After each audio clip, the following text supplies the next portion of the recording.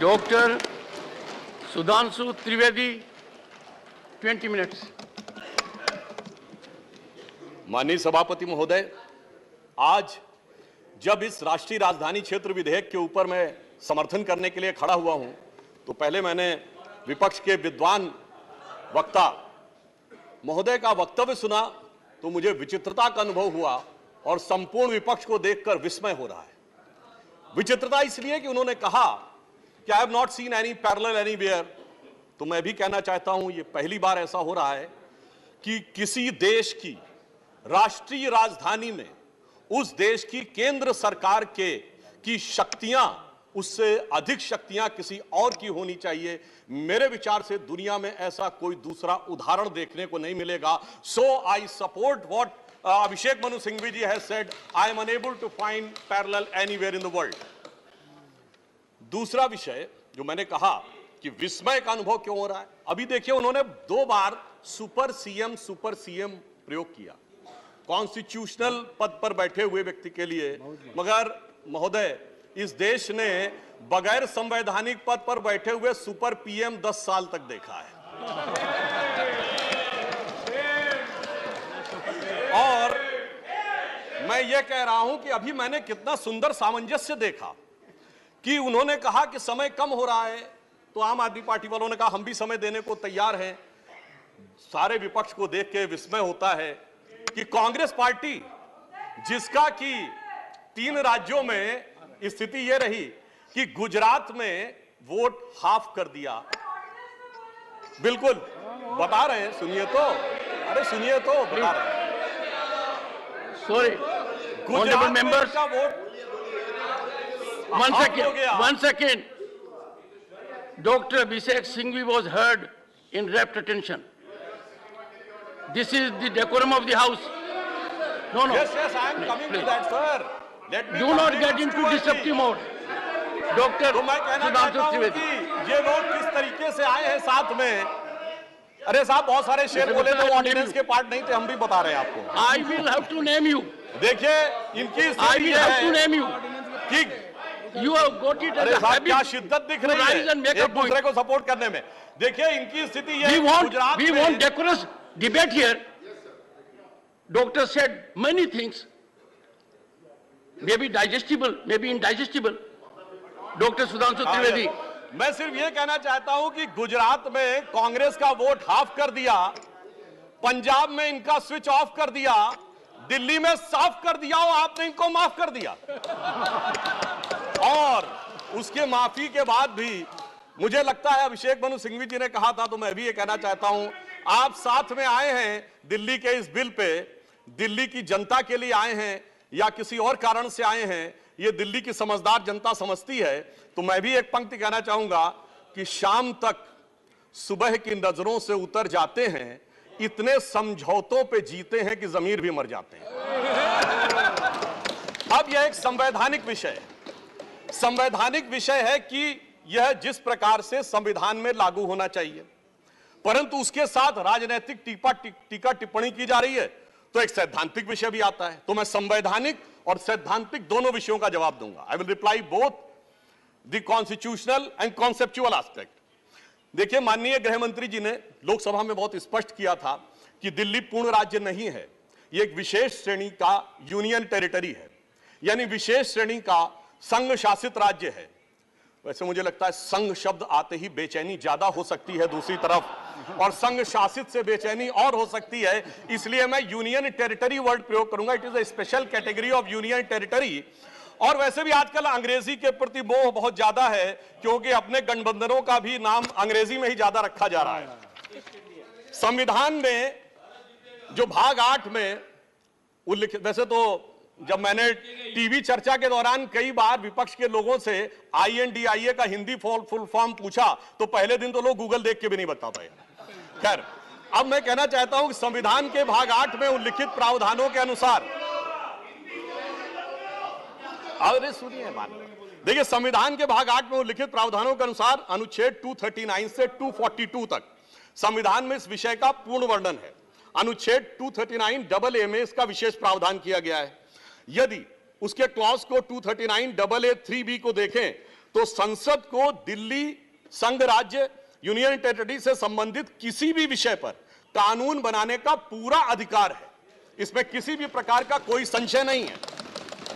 सर्वोच्च न्यायालय के जिस निर्णय का बार बार उल्लेख किया जाता है और हमारे विरोधी उसको अपने हिसाब से प्रयोग करते हैं, उसमें भी बहुत साफ देख लें कि 105 पेज के उस निर्णय में कहीं पर भी सर्वोच्च न्यायालय ने संसद के द्वारा दिल्ली के बारे में कानून बनाए जाने के विषय के ऊपर किसी प्रकार की कोई टिप्पणी नहीं की है। इसके बाद भी न्यायालय के आदेश में पैरा 161 और 162 को कई बार उल्लेख किया जाता है, परंतु यदि पूरे संदर्भ में देखें तो पैरा 86, 95 और पैरा 164F को पढ़ें तो वहां पर संसद के द्वारा दिल्ली के संदर्भ में किसी भी विषय के ऊपर कानून बनाने की शक्तियों का विधिवत अनुमोदन है, कहीं पर निगेशन नहीं है। और स्पष्टता के साथ इसकी आवश्यकता क्यों थी? ताकि शासकीय आदेश को एक विधायी शक्ति भी मिल सके, एग्जीक्यूटिव ऑर्डर को एक लेजिस्लेटिव पावर भी मिल सके। इसलिए उस अस्पष्टता को दूर करने के लिए, to remove any an iota of suspicion, यह आवश्यक था। इसलिए मैं इस बिल का समर्थन करता हूं। अब कई बार लोग कहते हैं साहब अध्यादेश की आवश्यकता क्यों थी? वैसे तो माननीय गृह मंत्री जी ने भी इस विषय को लोकसभा में बताया था। अभिषेक मनु सिंघवी जी ने कहा कि 19 तारीख को अध्यादेश क्यों आया। शायद उन्हें ध्यान हो कि दिल्ली सरकार में जैसे ही चंद दिनों में ताकत मिली तो सबसे पहले किन फाइलों के बारे में, सतर्कता के साथ सतर्कता विभाग की फाइलों के बारे में कार्रवाई की गई।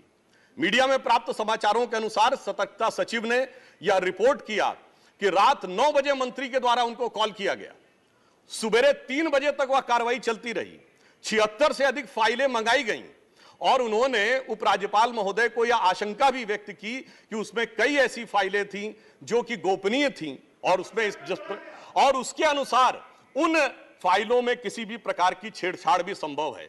अब मुझे बहुत आश्चर्य होता है कि दिल्ली में बाढ़ आई तो दिल्ली फ्लड कंट्रोल अथॉरिटी की बैठक तो 2 साल से नहीं हुई, मगर विजिलेंस की फाइलें ओवरनाइट सर्च की गई। तो मेरे विचार से, और ये सर 16 और 17 मई की रात का था, तो मानी हुई बात है जब ऐसी परिस्थिति नजर आएगी तो उसके 1-2 दिन के अंदर अध्यादेश की आवश्यकता महसूस होगी।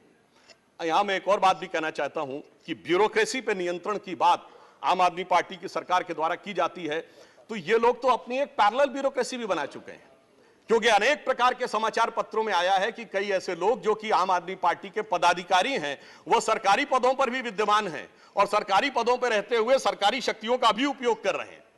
वैसे ये लोग बहुत दावा करते हैं कि उन्होंने बहुत सारी चीजें फ्री दिया, कुछ 100 रुपए दिल्ली की जनता को कुछ मामलों में फ्री मिला और अपने लोगों को कई मौकों पे, कई जगहों पे, दर्जनों से ऐसे लोग हैं जिनको लाख लाख 1.5 लाख की तनख्वाहें मिली।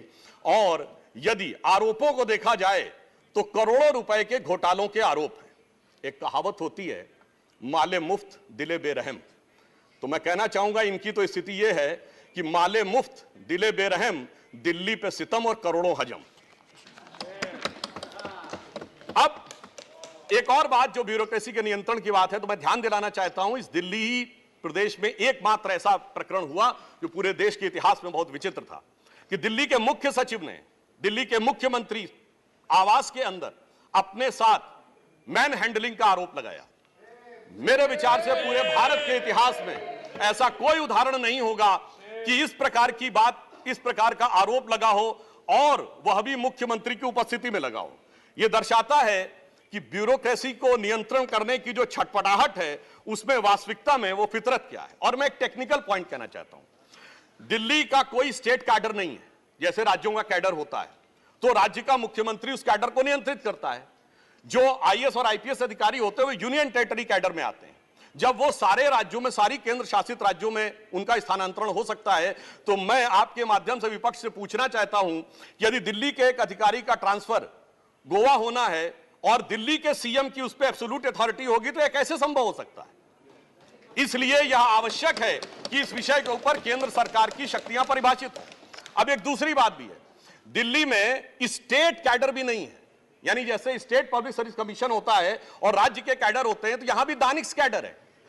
यानी दानिक्स कैडर में भी 3-4 यूनियन टेरिटरी आती हैं, दमन, दीव और अन्य।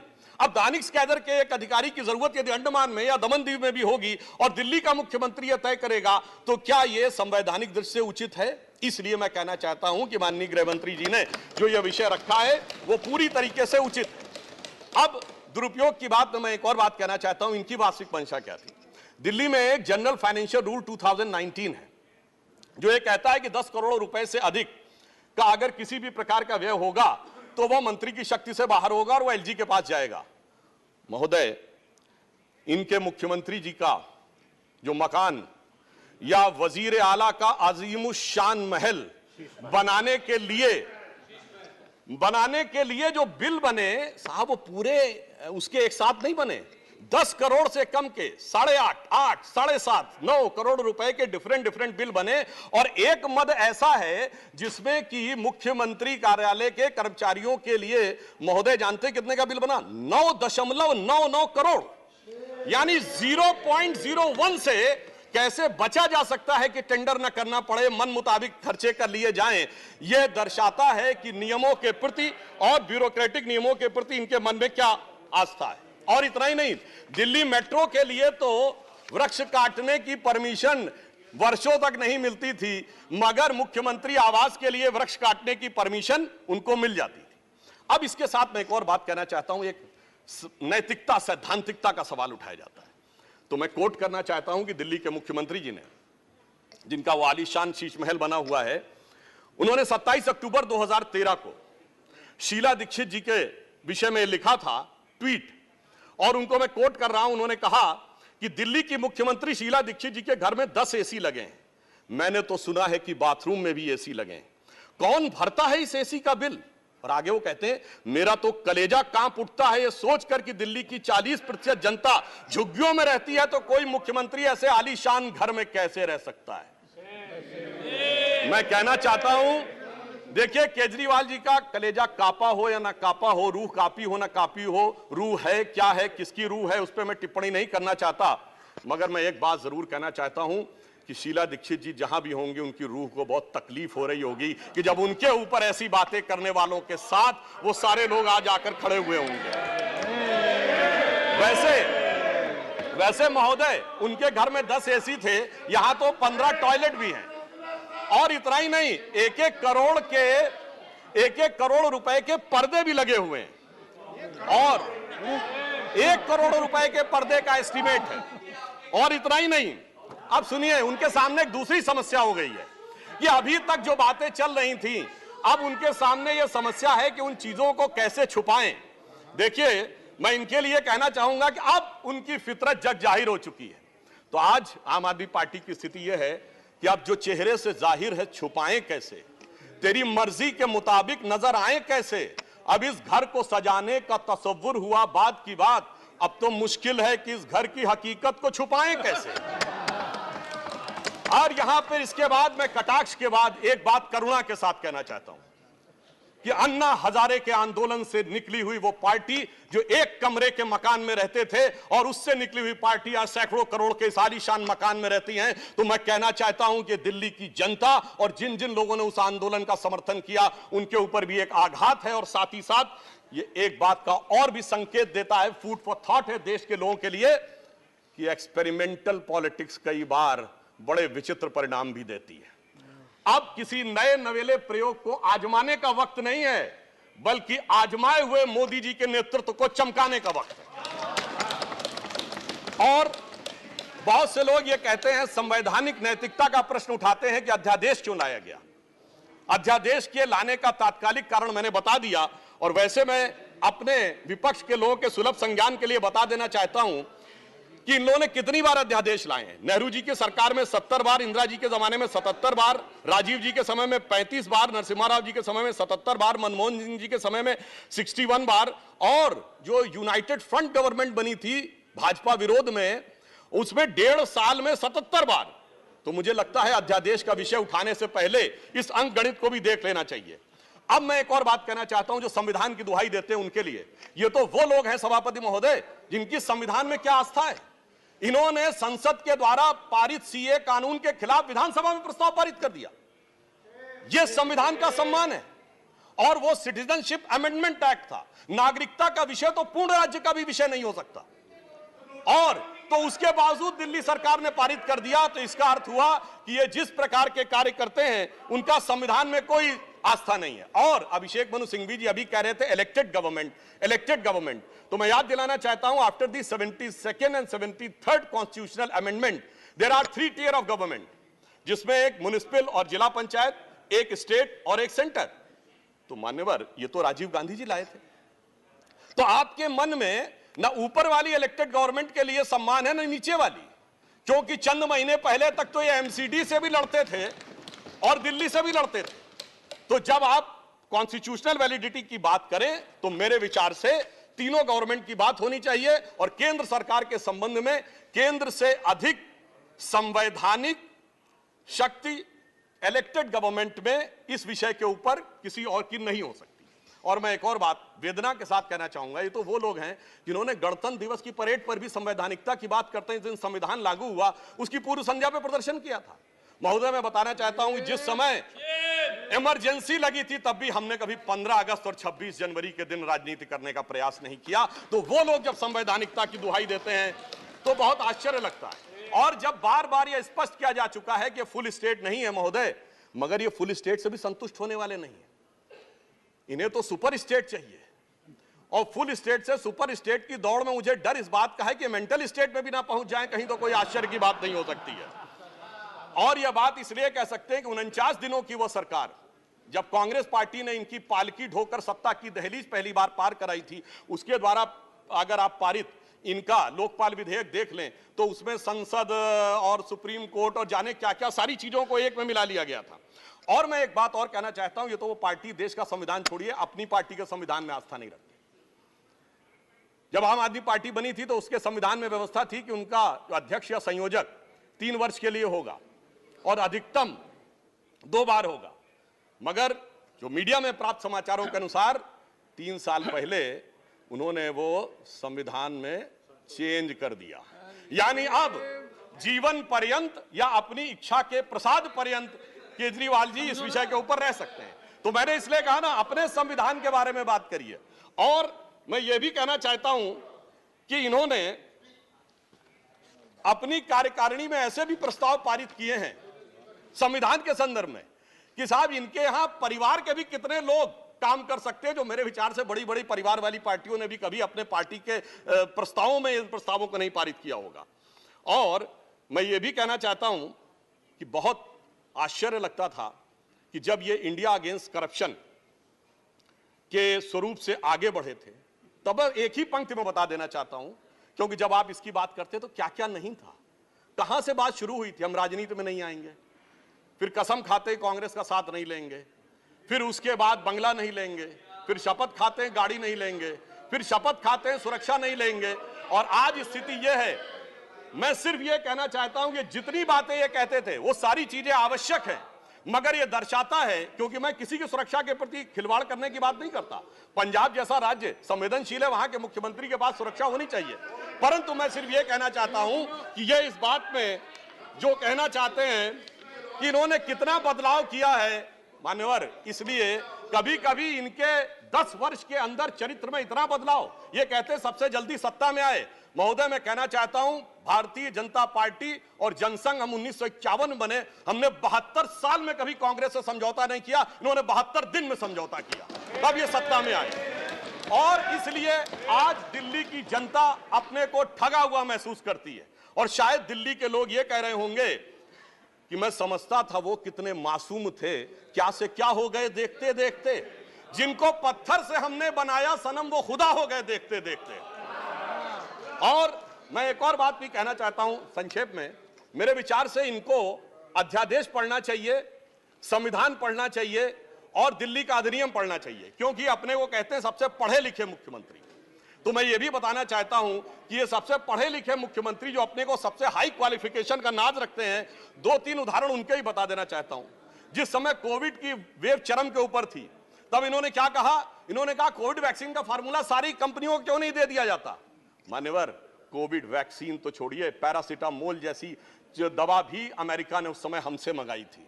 अब कोई पढ़ा लिखा व्यक्ति ये कह सकता है कि वो चूरन की तरह फार्मूला सबको दे दिया जाए? तो कभी कहते हैं कि यूट्यूब के ऊपर फिल्म क्यों नहीं लाद दी जाती है? अरे भाई वो सरकार का अधिकार का क्षेत्र नहीं है। और फिर इतना ही नहीं, सिंगापुर में इनको बुलाया, इनविटेशन आता मेयर्स कॉन्फ्रेंस का, तो मुख्यमंत्री होते हुए जाना चाहते हैं। तो मेरे विचार से कम इनको थोड़ा पढ़ना लिखना चाहिए। और एक पढ़ने लिखने पे एक तथ्य मैं जरूर बताना चाहूंगा। जब न्यूयॉर्क टाइम्स अखबार में इनकी तारीफ निकली थी तो इनके मुंह से निकल गया था कि दुनिया का सबसे बड़ा अखबार, और उसमें इतनी तारीफ निकलवाना आसान नहीं है। वैसे निकलवाना शब्द निकल गया था, मगर मैं पढ़े लिखे मुख्यमंत्री को यह भी बताना चाहता हूं महोदय कि न्यूयॉर्क टाइम्स दुनिया का सबसे बड़ा अखबार नहीं है, वो है यमुनी शिंबुन जापान का। अमेरिका का भी सबसे बड़ा अखबार वो नहीं है, वो यूएसए टुडे। और इतना ये समझिए, इतना ही नहीं, भारत का times of India, Dainik Bhaskar, और वो भी उनसे अधिक है। तो मैं सिर्फ ये बताता हूं, अरे भाई जिस अखबार का नाम लेते हैं कम से कम उनको तो पढ़ लेना चाहिए था। मैं आपको अधिक समय न लेते हुए मैं सिर्फ ये कहना चाह रहा हूं महोदय कि इनको न पढ़ाई से मतलब है, इन्हें न पढ़ाई से मतलब है, न लिखाई से मतलब है, इन्हें तो बस कमाई से मतलब है, और वो भी ऊपर वाली कमाई से। और अंत में मैं कहना चाहता हूं सर, अंत में एक लाइन और कहना चाहता हूं कि आज सब लोग मिले, आम आदमी पार्टी और कांग्रेस एक साथ मिले, भारत की सबसे पुरानी पार्टी, पुरानी धुरानी पार्टी, नई पार्टी, नई नवेली पार्टी, अजब अलबेली पार्टी, सब मिलकर एक हो गए। मगर प्राप्त क्या किया? दोनों ने सिद्धांतों से समझौता किया, और कांग्रेस ने भी इतना सयाना दांव चला कि इन्होंने अगर उनका हाथ पकड़ के दिल्ली अध्यादेश पर समर्थन लिया हो तो अविश्वास प्रस्ताव ले आए, लीड उनको मिल गई। तो इसलिए मैं कहना चाहता हूं अंत में कि इन लोगों को आखिर में क्या प्राप्त हुआ, ये पंक्ति कह के समाप्त करता हूं कि इनको विधेयक भी नहीं मिला और सम्मान भी नहीं मिला, यानी इज्जत भी गई, बात भी नहीं मिली। तो एक पंक्ति कहता हूं, न तुम ही मिले, आप लोगों के लिए लागू है, न तुम ही मिले न मयस्सर तुम्हारी दीद हुई, दीद मतलब साइट, न तुम ही मिले न मयस्सर तुम्हारी दीद हुई, तुम ही कहो ये मुहर्रम हुई कि ईद हुई।